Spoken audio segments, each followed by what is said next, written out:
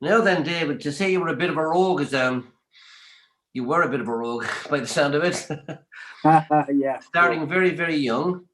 And through all of this, when I was listening to you, and I was just wondering, how did you manage to cope with all of this? You said you talked about your abusive father, and you were very young, and you saw your mother abused, and your brothers as well. How did you manage to cope with all of that?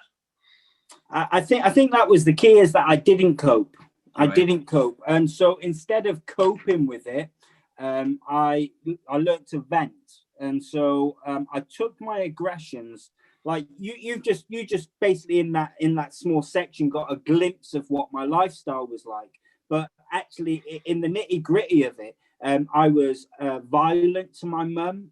I was violent to anybody I met. The reason I got kicked out of comprehensive school was because I punched my headmaster in the face, and all he did was point at me and tell me off. And so there was so much aggression built up within me. So I was so violent. It was just, and it was the only way I could vent. And so I didn't cope, and that was the thing. Okay, so you turned to drugs, as you say, and you said at the age of 16 was pivotal for you when you Yeah. became a hard drug user. Yeah. I mean, what was it in the drugs that you found, or what attracted you to it? Well, again, like I said, about the stepping stones. Once you start something, it usually leads to another. So for me, cannabis was about making a reputation. When I was about 10 years of age, I thought, I'm a bit of a gangster smoking a bit of weed. Didn't really take hold of me. I could take it or leave it. Ecstasy was another step up. I just wanted to be in with the in crowd. I wanted to party. But the difference with heroin is that when you take heroin and crack cocaine, you can't choose down. And so the way that heroin and crack cocaine affect your life is completely different to the way the other drugs do. And them stepping stone drugs soon enough will lead you into a place where actually you can't control this anymore. And then it becomes a problem. And then your problem becomes an even bigger problem, because you've got to deal with that problem by committing burglaries, committing thefts, robberies, things like that. Okay, you said it came to a point as well where you want to end it all. How Yeah, dark? yeah. How dark was it at that stage for you? It was really dark. I'll tell you a little bit. Do you mind if I got 2 minutes? Is Of that course you okay? have. I'll tell you a bit more about that story, is because I think this is important, because I know there's many people that have felt like this, whether it's about drugs or whatever, for whatever reason. And I can remember going back to my mum's house. I'd been released on bail until they could find further evidence. And I went back to my mum's house, and you've got to bear in mind, my mum hated my guts at this point. She wanted nothing to do with me, but I literally had nowhere to go. And I begged and pleaded to her and said, Mum, I won't do drugs in the house. I won't do any of this. And my initial plan wasn't to commit suicide. But there was this conversation that had happened with my mum, where my mum was just so heartbroken that she didn't want me in the house, not because she wanted to be mean, but she needed to protect herself. And so I went to a local church, believe it or not. But my reputation was so bad that the church wouldn't let me in, and rightly so, because I would have probably robbed them. I would have probably robbed the offering, or the old woman's handbag, because that's the way I was. And so they said, "Look, David, we need to try and put things safeguarding in place. You can't really come in now." Which, in retrospect, like I know the pastor now, and I've spoken at his church and stuff. But in retrospect, at the time, I was looking for an olive branch. I was at a point in my life where I would have rather have been dead if I couldn't get help. And so I was begging for him to help, really, and he didn't know how to handle that. So I think my biggest prayer is for how do churches deal with people in them places. So anyway, I went back to my mum's home. I realized that one of the first places that I thought could have helped me, the church couldn't help me. I thought I had nobody else. And so I said to my mum I was just getting some stuff out of my attic, and she wandered off to work. And so I went upstairs, started grabbing some of my old stuff out of the attic, old pictures and stuff. And there was this electric aerial cable, and I didn't even think about it. I literally just tied it around my neck, kicked away the steps, and jumped out. And I hung myself. I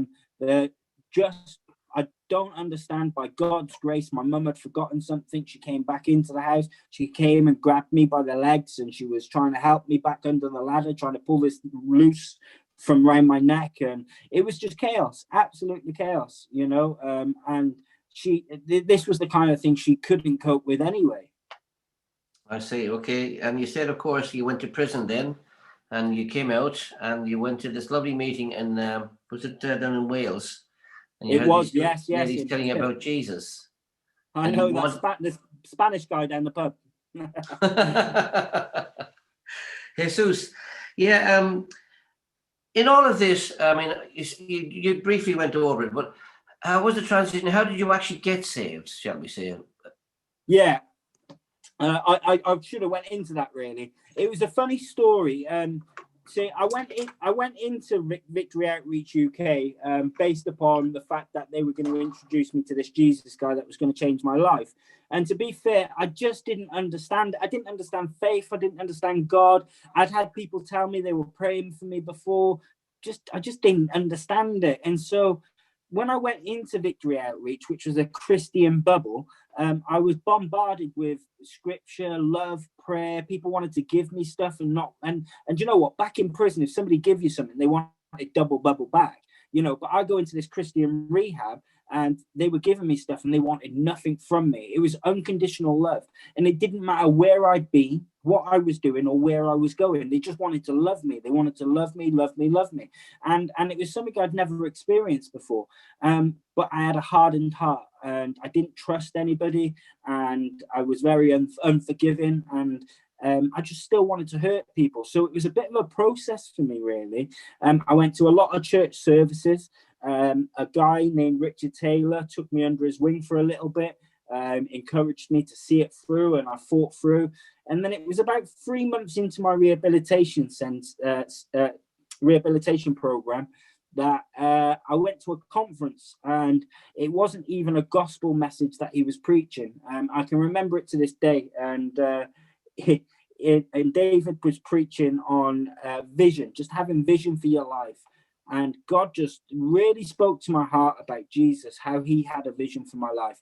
And he didn't even do an altar call. It was the strangest thing. Didn't even do an altar call. And the next thing you know, I remember I'm on my hands and knees with my hands in the air. Sorry? Carry on, it's okay.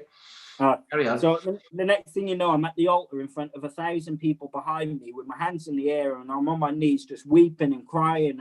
And I genuinely met with Jesus. You know, it was not, I was a hardened criminal. I don't cry. I didn't get on my knees. I didn't embarrass myself or shame myself. And the strange thing is that he didn't even do an altar call. It was unreal. And when he came down to me, he just held me and he says, "You need Jesus." And I said, I just want Jesus. And that was in Newport too. Excellent. And how hard was it for you at this stage then to actually beat the drugs altogether? Do you know, I would love to sit here and say to you that God snapped his fingers and took it from me. But I think if God did that, I think I wouldn't have valued it as much as what I did when I went through it. And so going through it was tough, mate. It was a month of hell, literally a month, maybe even 5-6 weeks of hell. Insomnia, rattling, crying, weeping. But you know what? I obviously it's kept me this far. I've never gone back, but the support network and the people around me, and just knowing that God's got my back and having a vision. See, the Bible says this: men without vision perish. Well, men rattling from heroin without vision still perish too. And so I had a vision for my life. I knew that there was something more for my life beyond this mess I had created.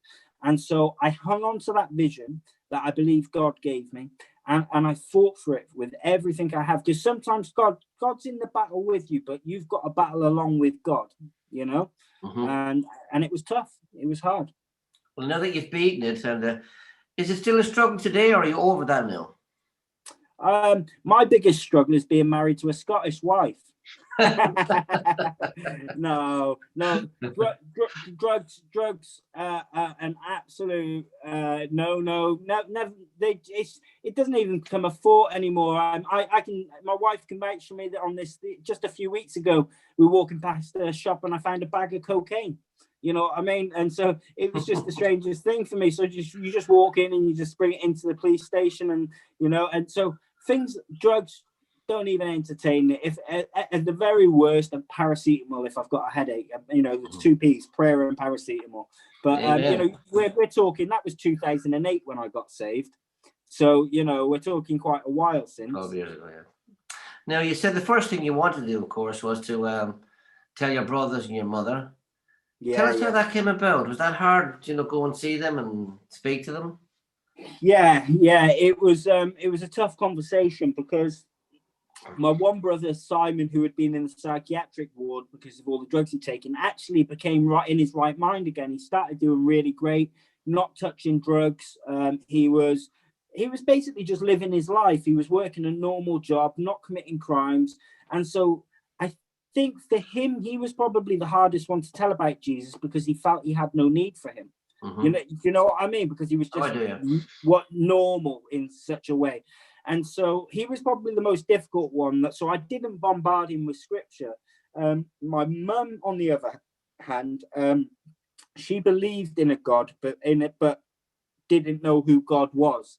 And so she prayed for me daily, but didn't know who she was praying to.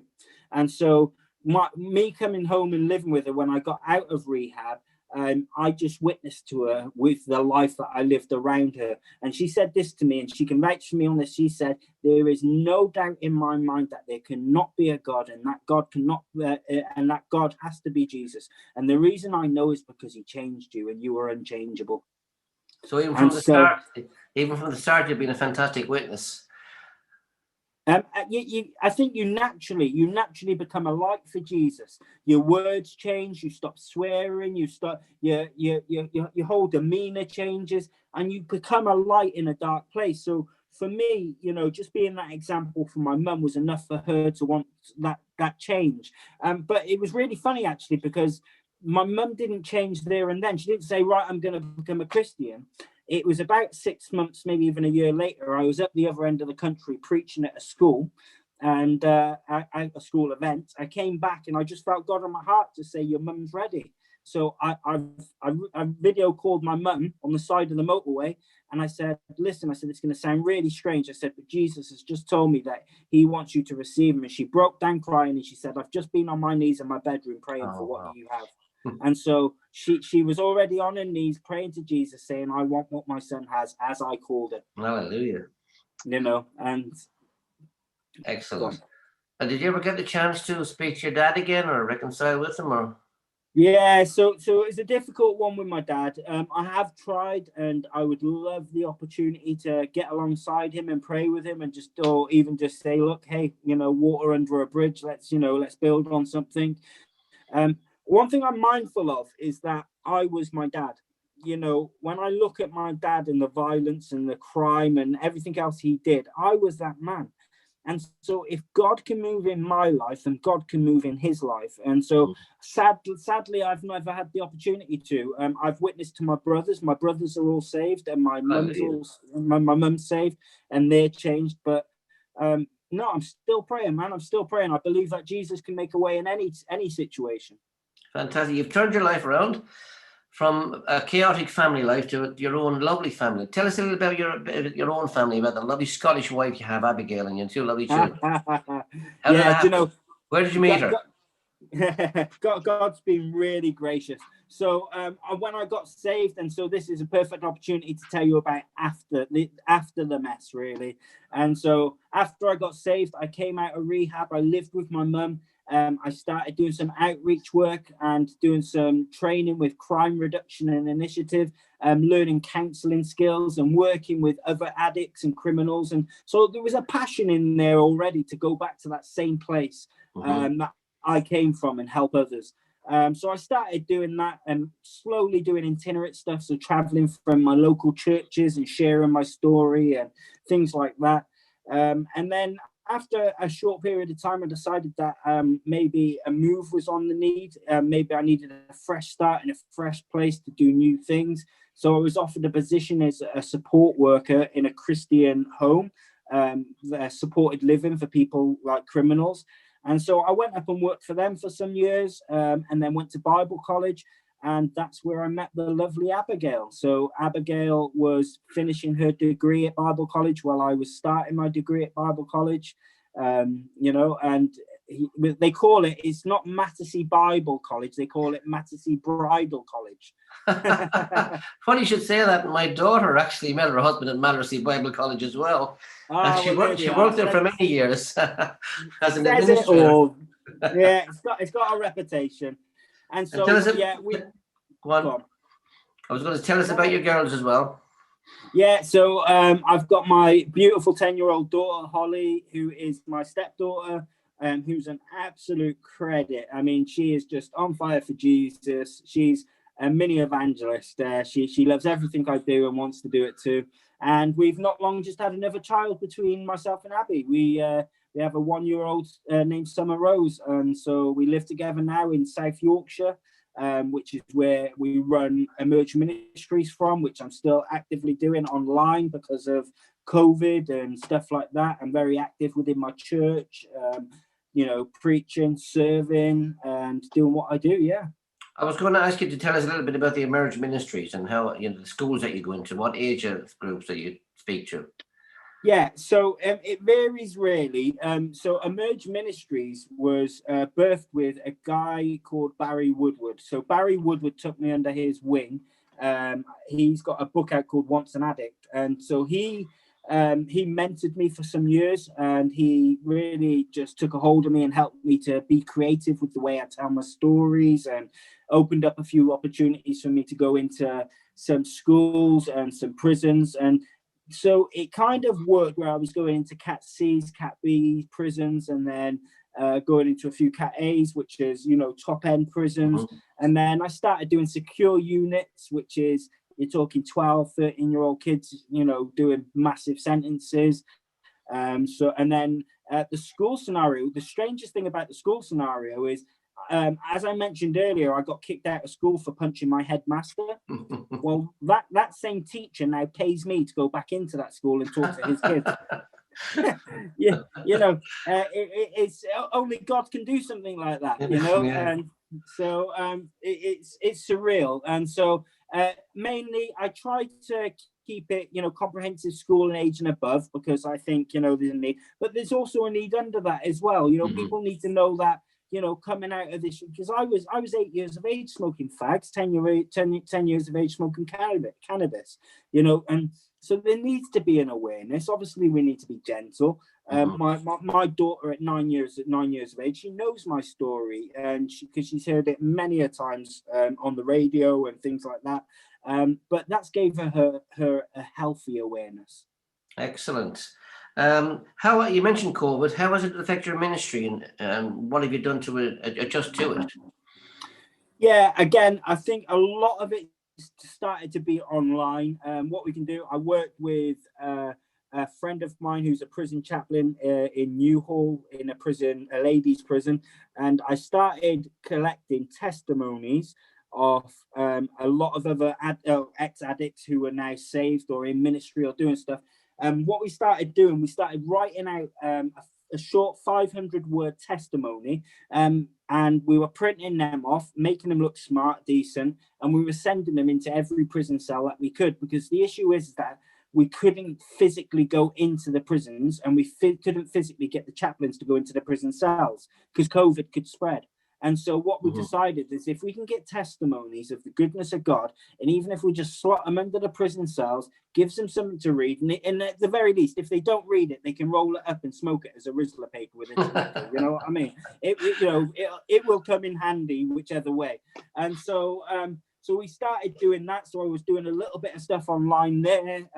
We were connecting with other churches. I've done some online speaking for other churches.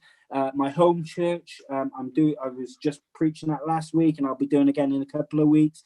And so, but everything just seems to be online. So it's tough because I want to be in the prisons and I want to be meeting people and networking. But you know what? We might be on lockdown, but Jesus isn't. Amen. Jesus isn't. Jesus can get through any prison walls, you know, and he can meet people exactly where they are, whenever they are. And so the idea is as a team and as a community of believers, we trust that where there seems to be no way, God's going to make a way.